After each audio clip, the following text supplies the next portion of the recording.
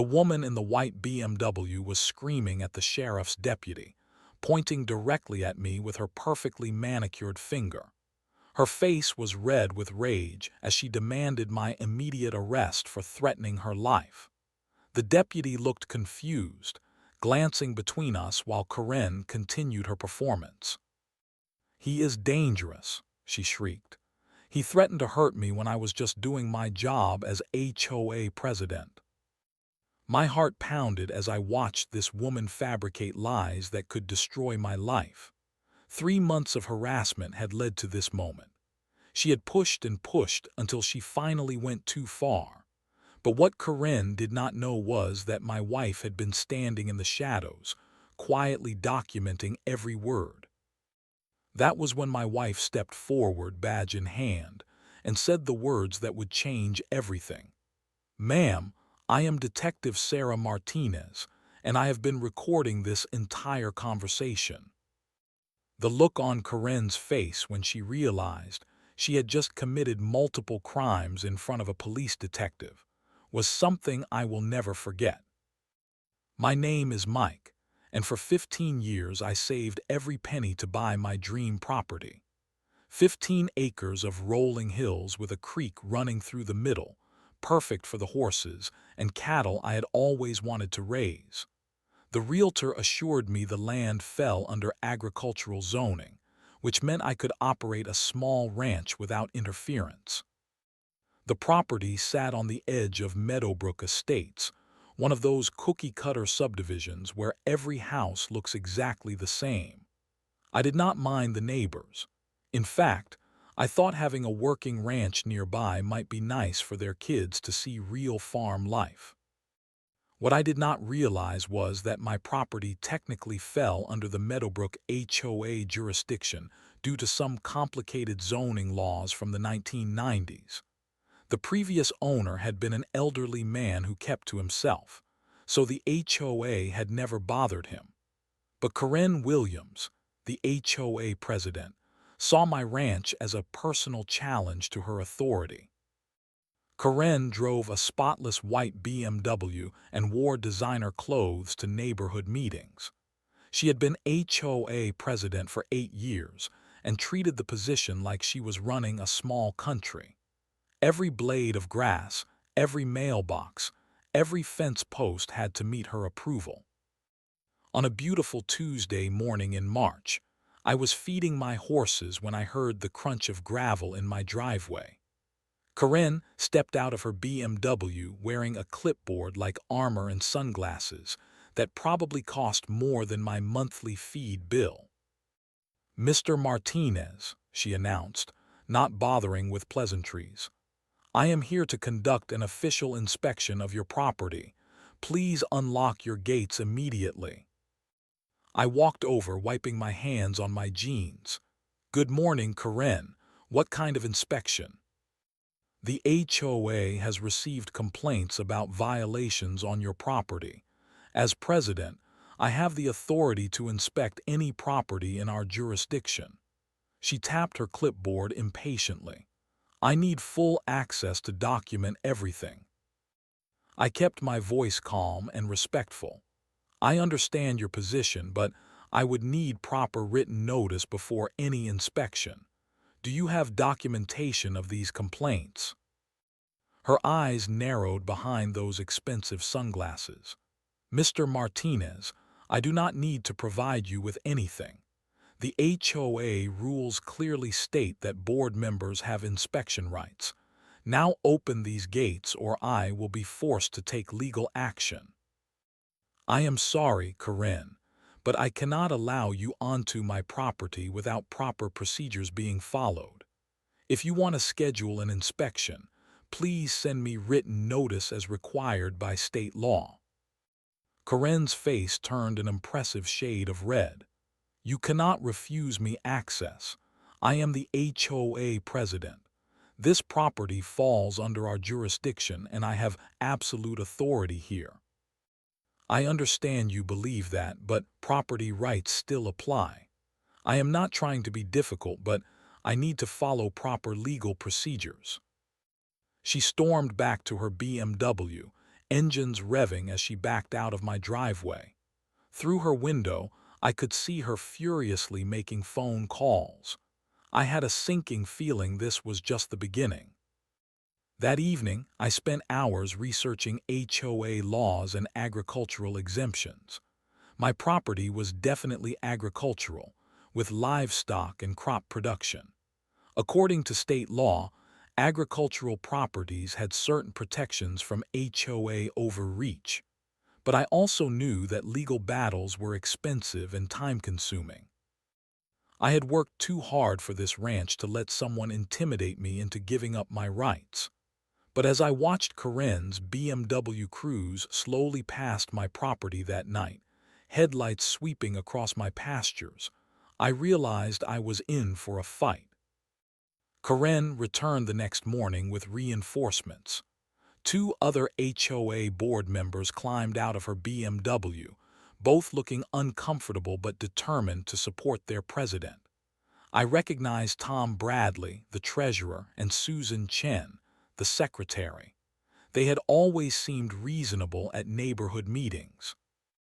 "Mr. Martinez," Karen announced loudly, "we are here as the full HOA board to conduct our inspection. You cannot refuse all three of us."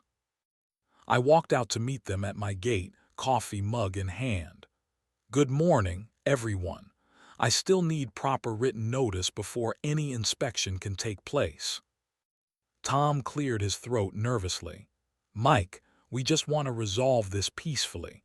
Maybe we could work something out." Karen shot him a look that could melt steel. "Tom, we are not here to negotiate.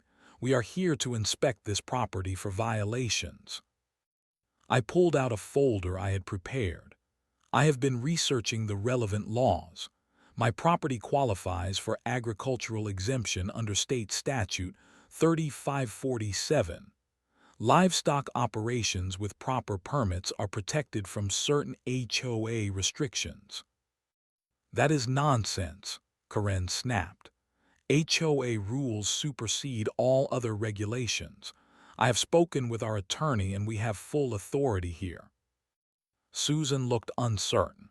"Karen, maybe we should review the agricultural exemption issue before we proceed." "Susan, I am the president of this HOA. I make the decisions here." Karen turned back to me. "Mr. Martinez, you have 24 hours to provide full access to this property, or we will begin legal proceedings." After they left, I found Karen had been busy. She walked along the road taking photos of my property with a professional camera, creating a detailed record of everything she considered violations. Her list was ridiculous. She cited me for excessive natural landscaping, because I had wildflowers in my pastures. She wrote up unsightly farm equipment for my tractor and hay baler. She even claimed my horses created livestock odors that violated community standards. The violation notices arrived by certified mail the next day. 14 separate infractions, each carrying a $50 daily fine until corrected. According to Karen's calculations, I owed the HOA $700 immediately, with the amount growing by $700 every day. I called my attorney, but the news was not encouraging. Fighting HOA violations in court was expensive and time-consuming. Even if I won, the legal fees could bankrupt me. The attorney estimated it would cost at least $10,000 just to get started. Meanwhile, Karen was busy spreading her version of events throughout the neighborhood. She told anyone who would listen that I was a problem resident who refused to follow community rules. She claimed my ranch was destroying property values and creating health hazards. Some neighbors began avoiding me at the mailbox. Others whispered when I drove past. Karen was systematically turning my own community against me, painting me as the villain in her story. But the worst part was feeling helpless. Every day brought new violation notices for increasingly ridiculous infractions. Karen cited me for having non-conforming fence posts, because my ranch fencing was different from subdivision fencing. She wrote me up for unauthorized agricultural activities, for growing hay in my own pastures. I was drowning in paperwork and fines for the crime of operating a legitimate ranch on my own property. Karen had turned the HOA into her personal weapon, and she was using it to destroy my livelihood one violation notice at a time. Late at night, I would walk my property and wonder if I should just give up, sell the ranch and move somewhere without an HOA. But this was my dream, my life's work. I was not ready to let Karen Williams destroy 15 years of sacrifice and planning. I just did not know how to fight back against someone who had weaponized bureaucracy itself. My wife Sarah had been working a major fraud case for the county sheriff's department, pulling 12-hour days for 3 weeks straight. When she finally came home that Thursday evening, I was sitting at the kitchen table surrounded by violation notices and legal documents, looking like a man who had been beaten down by the system. "What is all this?" she asked, kissing my forehead before examining the papers scattered across our table. Sarah was a 15-year veteran of law enforcement, currently working as a detective specializing in white-collar crime and abuse of authority cases. She had seen every trick in the book when it came to people misusing power for personal gain. But I had been so focused on my own problems that I had not thought to involve her professionally. "It is the HOA president," I explained, my voice tired and frustrated. "She has been harassing me for weeks, making up violations, threatening legal action. I feel like I am drowning in paperwork and fines." Sarah poured herself a cup of coffee and sat down across from me. Her cop instincts immediately kicked in as she began reading through Karen's violation notices with the methodical attention of someone trained to spot inconsistencies and abuse. "Tell me everything," she said quietly. "Start from the beginning and do not leave out any details." I walked her through the entire situation. Karen's aggressive demands for property access, her ridiculous violation notices, the mounting fines, and her campaign to turn the neighborhood against me. Sarah listened without interrupting, occasionally taking notes on a small pad she always carried. "How did she deliver these violations?" Sarah asked, holding up one of the notices. "Certified mail always. She documents everything." "What about her legal authority? Has she provided any documentation of her right to inspect your property?" "She just keeps saying she is the HOA president and has absolute authority.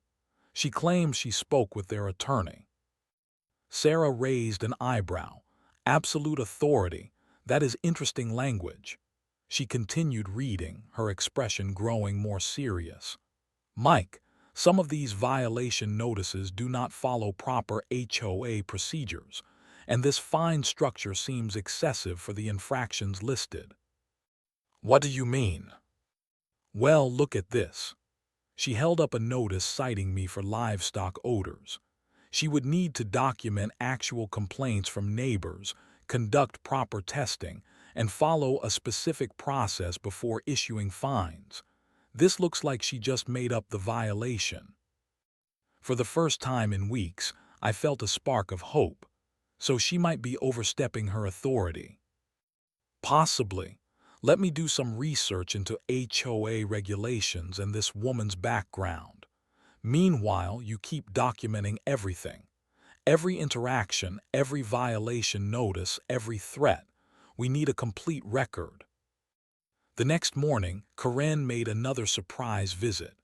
This time, Sarah was home, working in our garden when the white BMW pulled into our driveway. I walked out to meet Karen, but Sarah continued working nearby, close enough to hear every word. "Mr. Martinez," Karen announced, stepping out of her car with a new clipboard. "I am here to serve you with a final notice. You have 72 hours to correct all violations or the HOA will begin legal proceedings to place a lien on your property.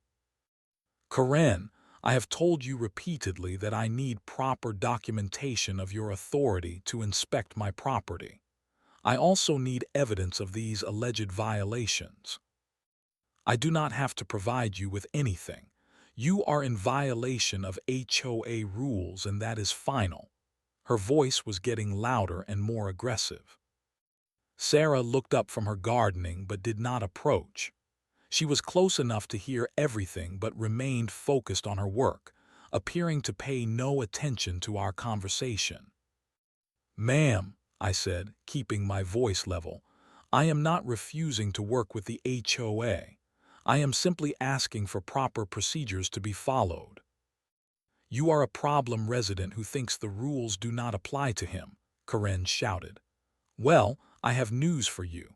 I run this HOA and what I say goes." After Karen left, Sarah came over with dirt still on her gardening gloves. That woman just made several interesting statements about her authority and procedures. I think it is time I started my own investigation into Ms. Karen Williams and her HOA practices. The look in Sarah's eyes was one I had seen before. It was the same expression she got when she caught a scammer trying to defraud elderly victims. Karen had no idea that her aggressive tactics had just attracted the attention of someone with the skills and authority to fight back. "What are you thinking?" I asked. Sarah smiled grimly. "I am thinking Karen Williams is about to learn what happens when you abuse your authority in front of a detective." Sarah approached the Karen Williams situation like any other fraud case. She started with public records, HOA financial documents, and background checks. What she found over the next 2 weeks was more disturbing than either of us had expected.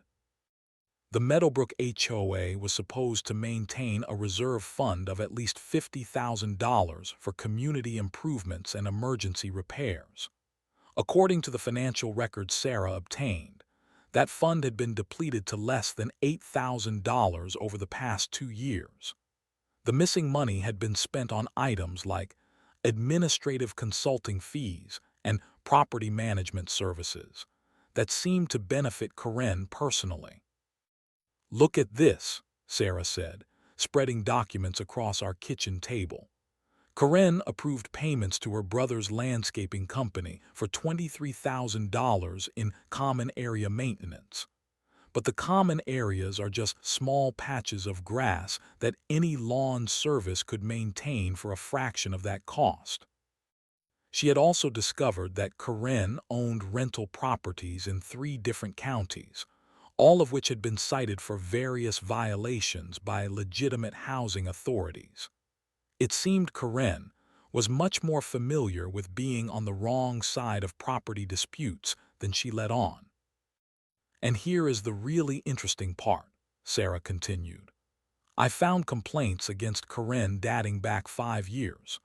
Homeowners who tried to challenge her authority, people who questioned HOA expenses, residents who wanted to see financial records.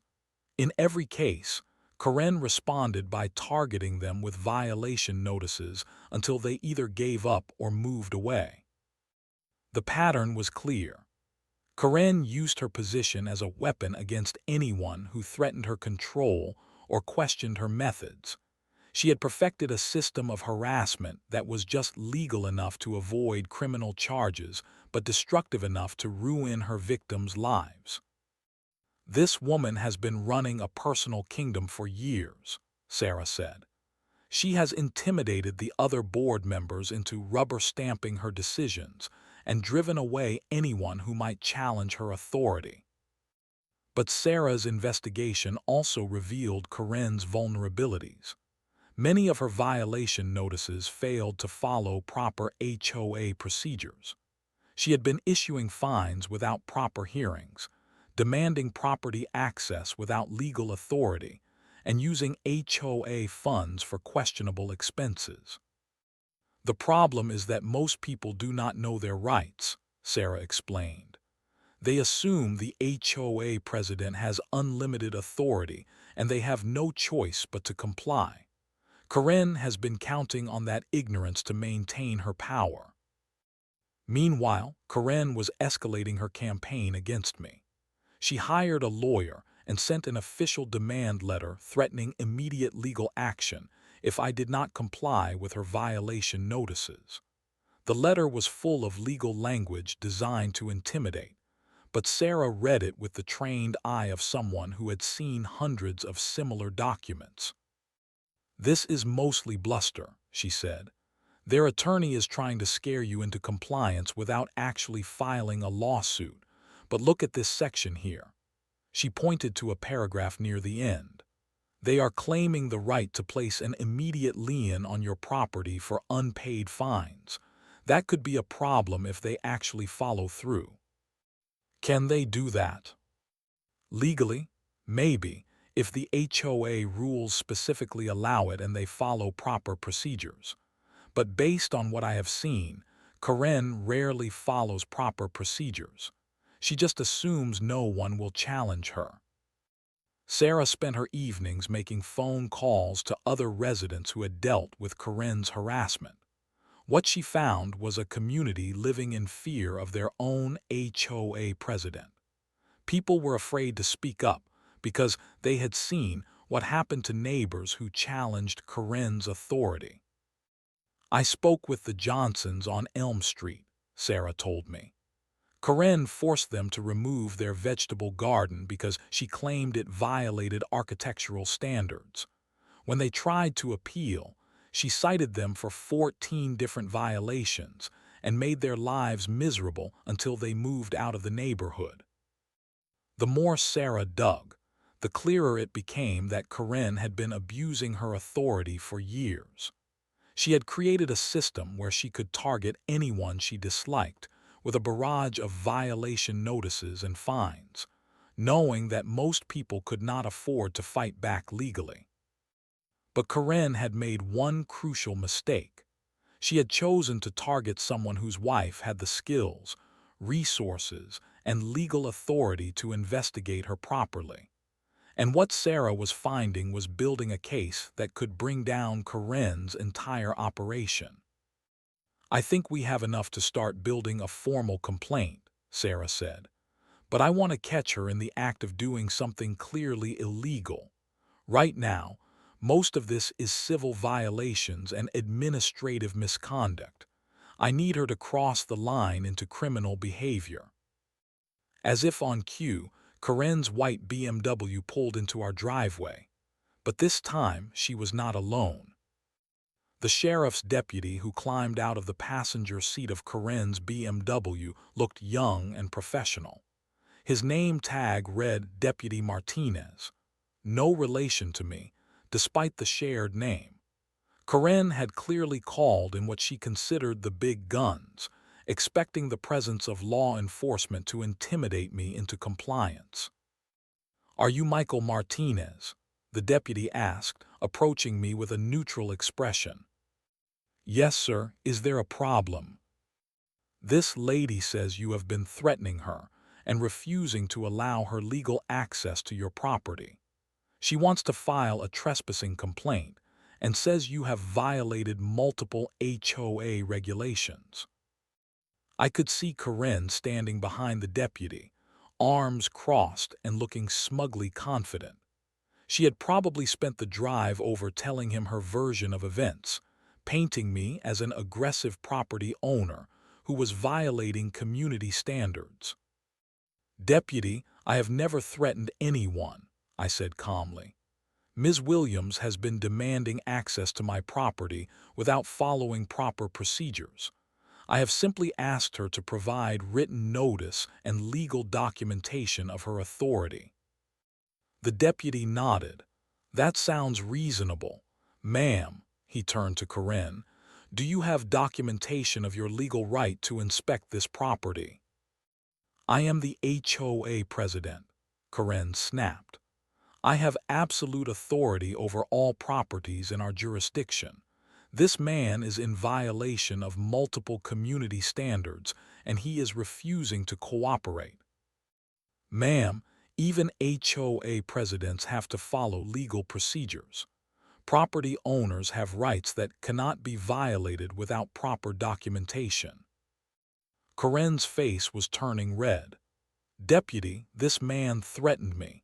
He said he would not let me on his property no matter what, and he was very aggressive about it. I fear for my safety.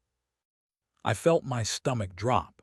False accusations to police officers were serious business, even if they were obviously untrue. "Sir, did you threaten this woman?" the deputy asked me.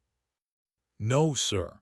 I have been polite and respectful in all our interactions. I have simply asked her to follow proper legal procedures before inspecting my property." "He is lying," Karen shouted. "He told me he would do whatever it takes to keep me off his property. He was aggressive and threatening." The deputy looked between us, clearly trying to sort out conflicting stories. "Ma'am, I would need evidence or witnesses to file charges based on threats." That was when Karen made her fatal mistake. Her frustration with the deputy's professionalism boiled over into desperation. She pushed past both of us and stepped directly onto my property, past the gate and onto my driveway. "Fine, if you will not arrest him, I will conduct my inspection myself. I have every right to be here." "Ma'am, you need to step back onto the public roadway," the deputy said firmly. "You cannot enter private property without permission." "I do not need permission. I am the HOA president." The deputy's expression hardened. "Ma'am, step back onto the road now, or I will have to cite you for trespassing." Karen turned to me with pure rage in her eyes. "You think you can hide behind technicalities? I will destroy you. I will make your life so miserable you will beg to move out of this neighborhood." That was the moment my wife Sarah stepped out of our house. She had been inside, but I could see she had been watching through the window. She walked calmly toward us, and I noticed she had her badge in her hand. "Excuse me, Deputy Martinez," she said in a calm, professional voice. "I am Detective Sarah Martinez with the County Sheriff's Department." She held up her badge for his inspection. The young deputy's eyebrows went up as he recognized her name and rank. "Detective Martinez, good to meet you. I am responding to a complaint about threats and trespassing." "I understand. I have been observing this interaction from inside the house." Sarah's voice was measured and official. "I witnessed the complainant make several false statements to you, and I also witnessed her commit trespassing when she entered private property without permission." Karen's face went white. For the first time since this whole ordeal began, she looked genuinely scared. "Furthermore," Sarah continued, "I have been investigating this individual's HOA practices for the past 2 weeks. I have documented evidence of financial misconduct, abuse of authority, and harassment of multiple homeowners." "That is not true," Karen stammered. "I have done nothing wrong. I am just trying to enforce community standards." "Ma'am," Deputy Martinez said, "you need to remain calm. Detective Martinez, what exactly did you observe?" "I observed the complainant make false statements about being threatened. I observed her trespass on private property after being told to remain on the public roadway. And I have documented evidence of a pattern of harassment and abuse of authority spanning several years." Karen looked like she was about to faint. Her carefully constructed world of absolute authority was crumbling in real time, and she was realizing that her lies and aggressive tactics had just been exposed in front of 2 police officers. "I want to file a complaint," Karen said desperately. "This is all a misunderstanding." But it was too late. The look on Deputy Martinez's face made it clear that Karen was now the one in legal trouble. Deputy Martinez took out his notepad and began documenting what he had witnessed. Karen stood there looking increasingly desperate as the reality of her situation began to sink in. "Detective Martinez," the deputy said, "can you provide me with a statement about what you observed?" "Certainly." Sarah's voice remained calm and professional. "I witnessed the complainant make false statements to you about being threatened by my husband. I observed her trespass on private property after you instructed her to remain on the public roadway. And I have been conducting an investigation into her HOA practices that reveals a pattern of harassment, financial misconduct, and abuse of authority." "That is not true," Karen protested. "I have done nothing wrong. I am just trying to do my job as HOA president." "Ma'am," Deputy Martinez said firmly, "you need to remain quiet while I gather information." Sarah continued, "Over the past 2 weeks, I have documented evidence that Ms. Williams has been issuing violation notices without following proper HOA procedures, demanding property access without legal authority, and using HOA funds for questionable expenses. I have also identified at least 6 other homeowners who have been subjected to similar harassment." Karen's face was cycling through various shades of red and white. "You cannot investigate me. I have not done anything illegal." "Actually, Ms. Williams, filing false police reports is a misdemeanor offense," Sarah said. "Trespassing on private property is also a criminal violation, and misuse of HOA funds could constitute fraud, depending on the specific circumstances." The deputy looked at Karen with a mixture of professional concern and personal disapproval. "Ma'am, I need you to provide me with documentation of your legal authority to inspect this property." "I do not have to provide you with anything," Karen snapped. "I am the HOA president and I have been treated terribly by these people." "Ma'am, that is not how this works. You called me here claiming criminal violations had occurred, but based on what I have observed and what Detective Martinez has documented, it appears you may be the one who committed criminal violations." Karen began to panic. "You do not understand. This man has been violating HOA rules for months. He has livestock and farm equipment that does not belong in our community. I have been trying to protect property values." "Ms. Williams," Sarah interjected, "agricultural properties have specific legal protections. Your violation notices appear to violate state laws regarding agricultural exemptions." "I do not care about agricultural exemptions. HOA rules come first." Deputy Martinez shook his head. "Ma'am, that is not correct. State law supersedes HOA regulations in most cases." Karen was now openly desperate. "You people do not understand what I have been dealing with. I have been HOA president for 8 years. I know what I am doing. I have connections in this county. I know people who will straighten this out." The mention of using connections and influence to avoid consequences only made things worse. Deputy Martinez's expression hardened further. "Ma'am, are you suggesting that you expect special treatment based on personal connections?" "I am saying that I am a respected member of this community, and I will not be treated like a common criminal." Sarah and Deputy Martinez exchanged a look. Karen's arrogance and sense of entitlement were digging her deeper into legal trouble with every word she spoke.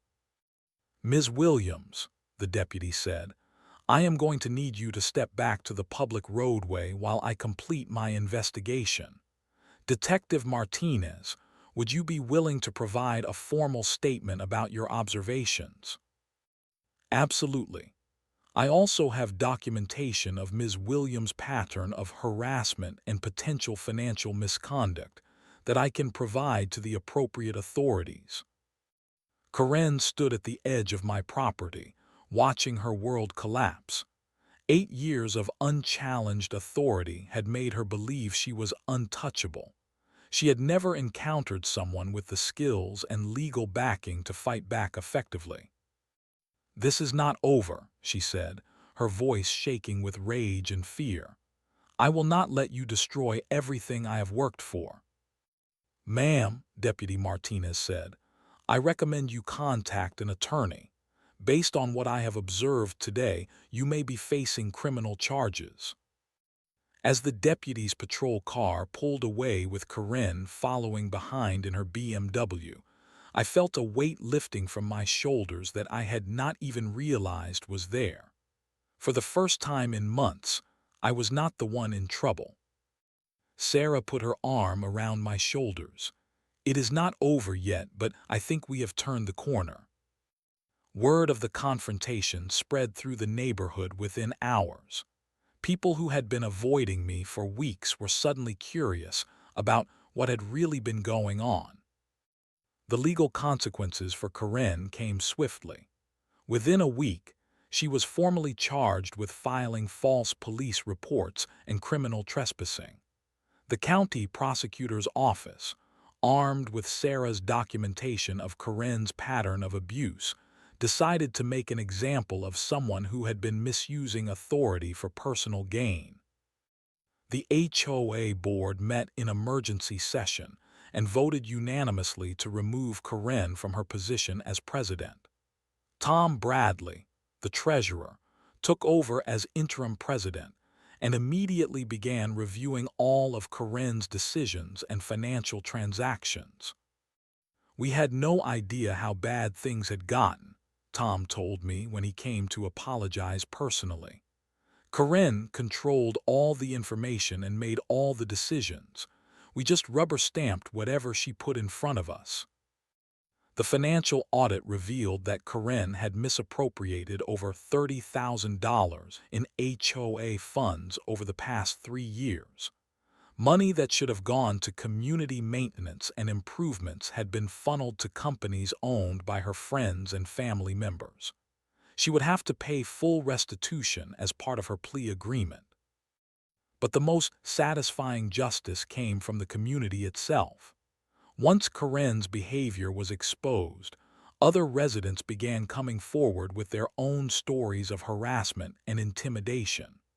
The Johnsons, who had been forced to move because of Karen's harassment, contacted Sarah to share their documentation of violations and threats. Mrs. Peterson from Oak Street revealed that Karen had targeted her for having the wrong color mailbox, issuing hundreds of dollars in fines until she capitulated. Mr. Thompson showed us records of Karen's demands that he remove a bird feeder because it attracted undesirable wildlife. The new HOA board, led by Tom Bradley, immediately rescinded all of Karen's questionable violation notices and refunded fines that had been improperly assessed. My agricultural exemption was officially recognized, protecting my ranch from future interference. Karen's court-ordered community service was particularly fitting. She had to spend 120 hours working at the county animal shelter, caring for the same types of livestock she had tried to ban from our community. The irony was not lost on anyone. 6 months later, our neighborhood had transformed. The new HOA board focused on actual community improvement rather than petty control. They organized neighborhood barbecues, maintained common areas properly, and treated residents with respect rather than suspicion. Karen moved out of Meadowbrook Estates shortly after her legal troubles began. Her house sold quickly, probably because the new buyers were relieved to know they would not have to deal with an abusive HOA president. My ranch prospered. Without the constant threat of violation notices and fines, I could focus on what I loved most, caring for my animals and working the land. The horses grazed peacefully in pastures that Karen had once called non-conforming natural landscaping. Sarah's investigation of Karen, became a model case for other law enforcement agencies dealing with HOA abuse. She was invited to speak at conferences about recognizing and prosecuting authority abuse in residential communities. On quiet evenings, Sarah and I would sit on our porch, watching the sunset over our pastures. The sound of cattle lowing and horses nickering was exactly what I had dreamed of when I saved for 15 years to buy this land. "You know what the best part is?" Sarah said one evening, sipping coffee and watching our horses. "What is that?" Karen thought she was dealing with just another intimidated homeowner. She had no idea she was taking on someone with a detective for a wife. We both laughed, but there was truth in her words. Bullies like Karen count on their victims being isolated and powerless. They do not expect to encounter someone with the skills and authority to fight back effectively. Justice is not always swift, and it is not always satisfying. But sometimes, when someone abuses their authority long enough, they finally target the wrong person. Karen Williams learned that lesson the hard way, and our community is better for it.